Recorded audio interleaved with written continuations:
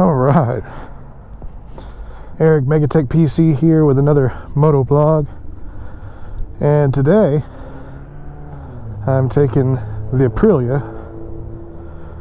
the freshly serviced and tastefully modified RSV4 down to Jacksonville, Florida. Gonna be checking out some of the new Ducatis, BMWs with my friends down at BMW Jacksonville.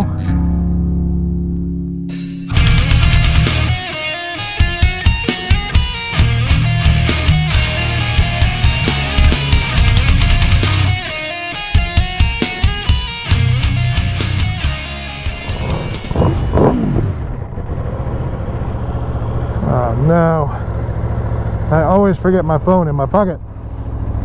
Always. Every time.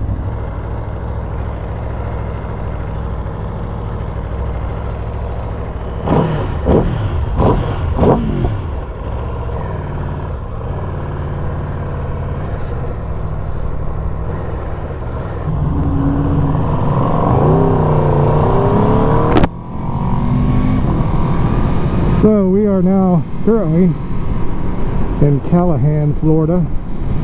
This ride will end up being the longest ride I've made on this bike. I'm guessing this will end up being about a 250, maybe 300 mile ride when all is said and done. And so I'll definitely be able to sort of really assess what the comfort level is. Since everybody on YouTube apparently thinks that there's just no way you could ever buy an RSV4, you just have to get a Tuono because it's just so uncomfortable on the RSV4. Well, I've been riding for about an hour and a half now, so I just stopped to get some lunch, and yeah, I'm not sore or anything. I feel great. But this bike is not that uncomfortable. It really isn't. It really doesn't. I don't think it puts as much weight on your wrists as my Ninja did. It's like the bars are closer. They're down. I mean, they're down low, but it's like they're pulled back or closer to you. So it's really not much of a reach, at least for me. The only thing that's really uncomfortable about this bike, and it is uncomfortable, I mean, it's just a little tight, is the rear sets. The rear sets are just so high that you really, I mean, I pretty much have my knees bent as far as they'll bend just to get my foot on the peg. The handlebars are a little buzzy. It's nothing any different really from any other four-cylinder bike I've ever had. The great thing about the Aprilia, of course, is the old cruise control. So I just hold that little button there, it starts flashing green, and then when I found a speed I want to go, just press it again, and there you go. And of course, conveniently, I did that right as a red light was coming. So to disengage, you can either press the button again, or you can use either of the brakes or the clutch. Pretty good little system. If you hold the plus button, not press down, but hold the plus button up, it resumes. The speedometer error is significant. I got, you know, my GPS here, and it says I'm actually only going 69. So 75 is 69, which is good to know. It's kind of yet another reason why I run GPS. I know exactly where I'm going. I don't really need the directions, but I like that it shows you your GPS speed, and that way you can kind of have a really solid idea of what you're actually doing. I am sorry to report that I am still freaking sick. I had to go back to the doctor yesterday. I got to work and I was just having a hard time breathing. Like I've been coughing a whole lot, but I just couldn't really take in a really good breath. My boss sent me home She said, go to the doctor, you know. I was like, all right, well, I've already been once, and I've been sick for a whole month. Oh, I'm just glad that I let you get in front of me. That's perfect. Let's all go 5 miles an hour onto the freeway. That's a good plan. Yeah, 45 miles an hour to get on the freeway.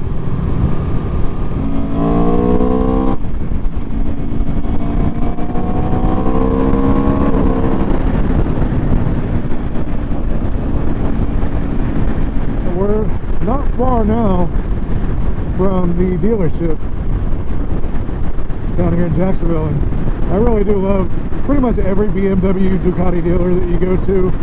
They're all super nice, you know. You go to the regular Honda, Kawasaki, Yamaha dealer, and they're always kind of like, there's nothing wrong with them, but it's just a completely different vibe. When you go into like one of the European bike dealers, it's usually just a lot classier. It's not like just a big warehouse full of a bunch of ATVs and 4x4s and, oh, we've got a smattering of sport bikes over in that corner over there. You go to BMW or Ducati and they have them like set up like almost like museum pieces. I mean, as much as I love my RSV4, believe me, I do. It's awesome. But as much as I love it, I can admit that the V4 is probably a better looking motorcycle, because it's probably my favorite looking motorcycle ever. I mean, it is gorgeous. I love the way they have them set up to where they're like on hardwood floors, and this is the first time I've taken this bike to Jacksonville. Now, I used to ride my Ninja to Jacksonville like every weekend. I love this city. It's really spread out and there's a lot of different parts. It's fun to go to Orange Park and then go to Southside and then go over to Jack's Beaches and over to Atlantic. Then you got Northside, the airport, downtown. I don't really go downtown on the bike very often. I go downtown in my car, but not super comfortable going downtown on the bike just because there actually is a good amount of crime in Jacksonville. This BMW dealer is in Orange Park, which is on the very south end of the city. And we're almost there. The last time I was here, they had a V4R and a V4 Speciale. So there's usually some nice eye candy to look at whenever you do go.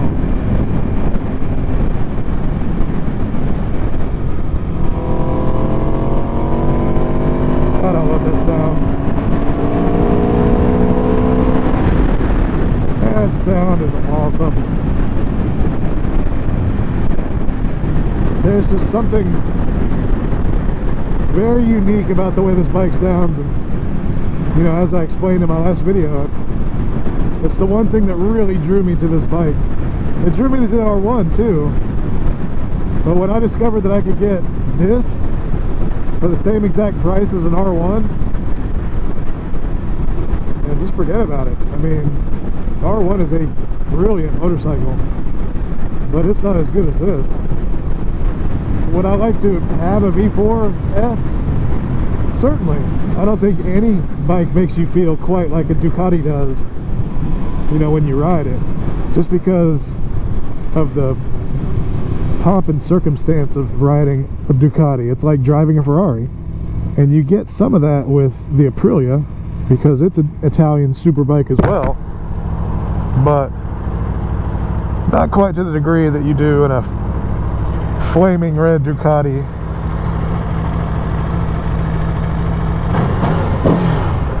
I was just looking to see, I had read somewhere that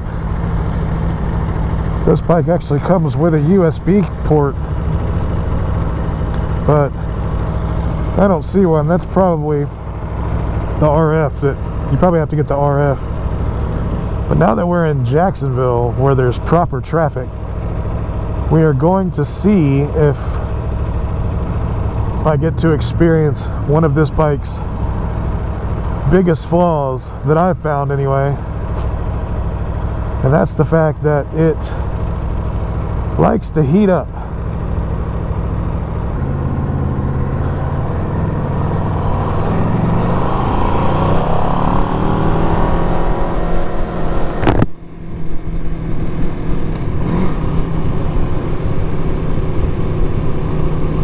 So I'll just be keeping an eye on the temperatures. I don't think I'm going to have a problem today.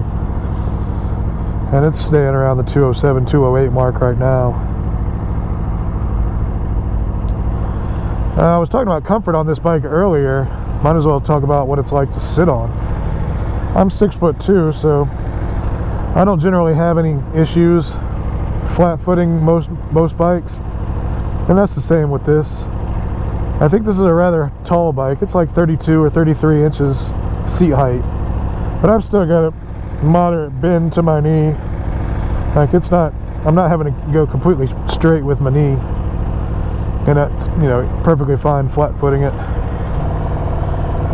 The biggest complaint that I have ergonomics wise is the height of the rear sets, which obviously can be addressed with aftermarket rear sets.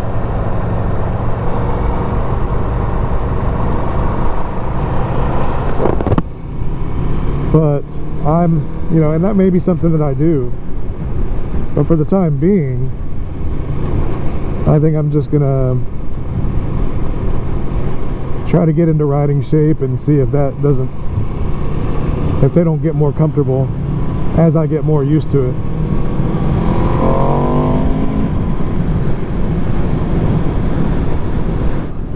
Oh, and God dang it. I have to call Captain U-turn here because I just missed my damn turn. That's alright, gives me a chance to feel that M50 Brembo.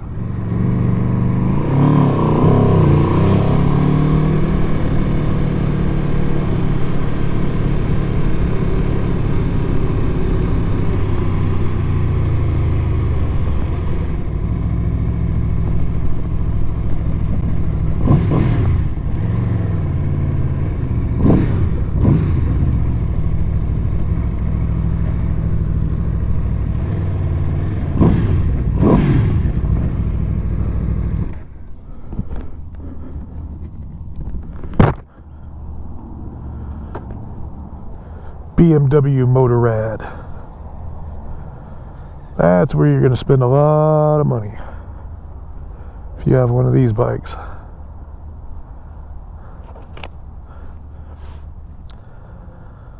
And I'll be back in just a bit.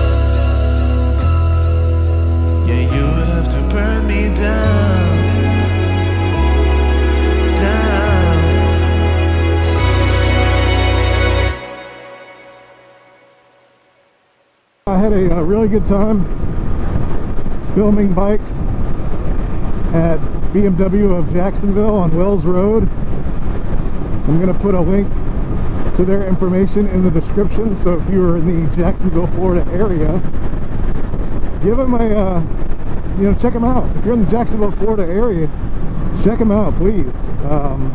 They're really super cool dudes. I spent like 45 minutes talking to two of them, just talking bikes. Is that Tuana or RSV? RSV. No, it's RSV. Yeah. Sweet. There is no better sounding V4. I love it. People are like, oh, they haven't changed it. I'm like, really? You don't need to change anything. I mean, I like the look. I love the look. I love it. Yeah, but yeah, I got that brand new. It's like a leftover 2018, huh? You get a little bit of a deal. 15.4 out the door. Wow. Less than an R1. So I got the first service, and now I can fully rev it, and it's fun. And it's not that uncomfortable. Like I've ridden down here from Jessup just now. It was an hour and a half. Yeah. And I'm fine. So Yeah. I'm kind of interested in that V2. I think that's like a way better 959, you know? It is, yeah. They made a lot of, They put the TFT in there. Yeah, they went with a single-sided swing arm. Yep. Quick shift up and down, and it's probably a good bit more than the the 959. and now it's got the body of the V4. V4, yeah. So if you notice, and now the 2020 V4s look like the V4R now. And the V4S, the original, is probably the prettiest bike ever made.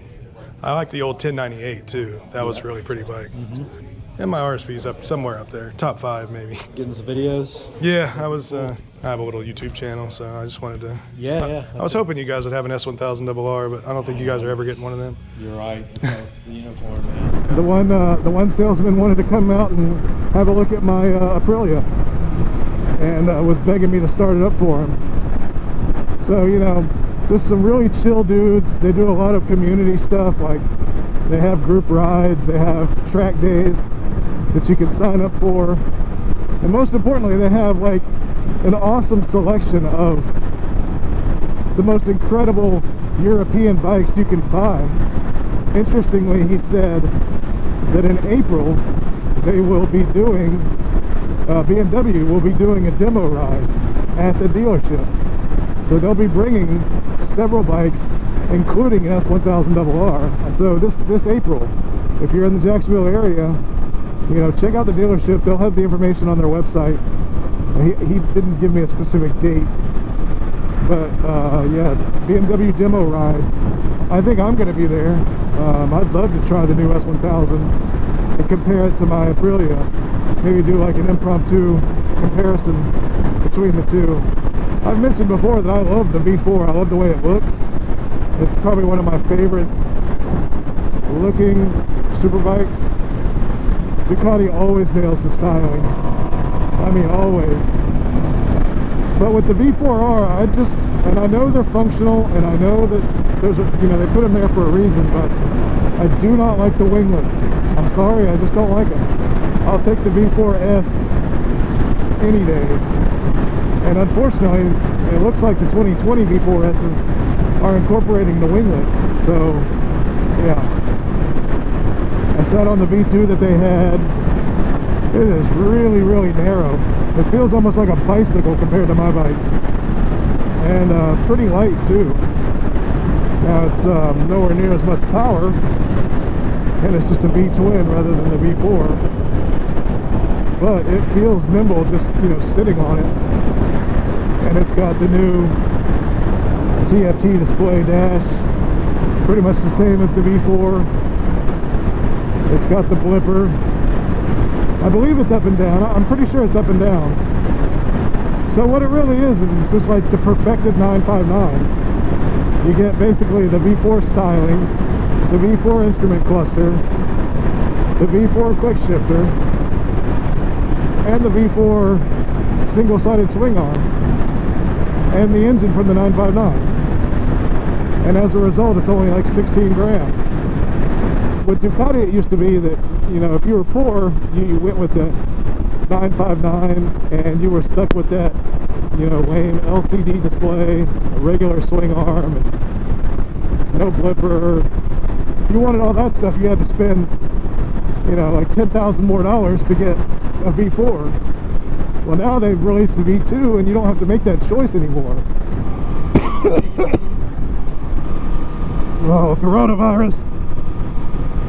Fucking coronavirus. So now, you know, after having seen the V2, I can say that if you don't want to spend $20-something thousand, you can now still get a pretty banging ass Ducati for 16 grand. And it's still got, you know, 140, 150 horsepower.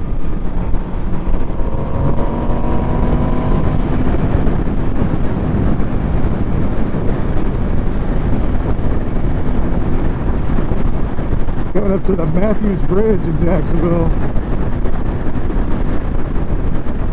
For a while there, I was making a big deal about crossing bridges and going over rivers. But I had not gone over this one yet on the bike, at least in a moto vlog. This is a big damn river.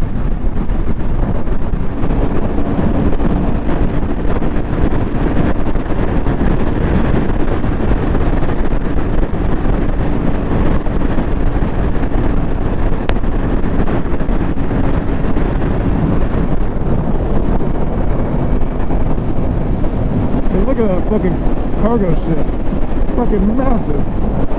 If you bought some Chinese shit off of Amazon, it might be sitting in one of those boxes over there.